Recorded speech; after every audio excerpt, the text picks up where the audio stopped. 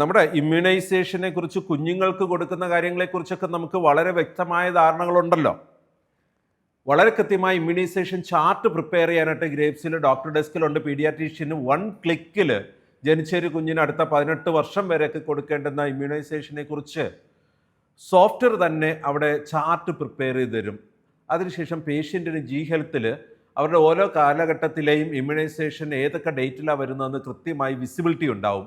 നമ്മുടെ ഹോസ്പിറ്റലിലും തൊട്ടടുത്ത ദിവസങ്ങളിൽ വരാവുന്ന ഇമ്മ്യൂണൈസേഷൻ പേഷ്യൻസിൻ്റെ ലിസ്റ്റ് ഉണ്ടാവും.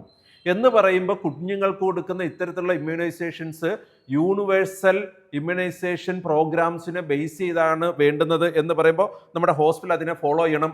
അല്ലാതെ നമുക്ക് പേഴ്സണലി ചിലപ്പോൾ ഇമ്മ്യൂണൈസേഷൻസ് എല്ലാം നല്ലതല്ല എന്ന എക്സ്പീരിയൻസ് ഒക്കെ ഉണ്ടാകാം, ചിന്താഗതികൾ ഉണ്ടാകാം. അതെല്ലാം നമ്മുടെ വ്യക്തിപരമായ കാര്യങ്ങളാണ്. നമുക്ക് കൃത്യമായി യൂണിവേഴ്സൽ പ്രോഗ്രാംസ് ഉണ്ട്, ലോകം മുഴുവൻ അംഗീകരിച്ച പ്രോഗ്രാംസ് ഉണ്ട്. ആ പ്രോഗ്രാംസ് അനുസരിച്ച് വേണം നമ്മുടെ ഹോസ്പിറ്റലിലെ ഇമ്മ്യൂണൈസേഷൻ ചാർട്ടുകൾ.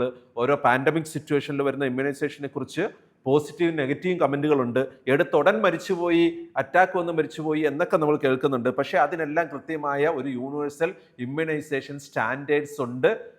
ഈ ഒരു commitment objective element PRE 5E പറയുന്നത് patients and family are educated about immunisation എന്നാണ്.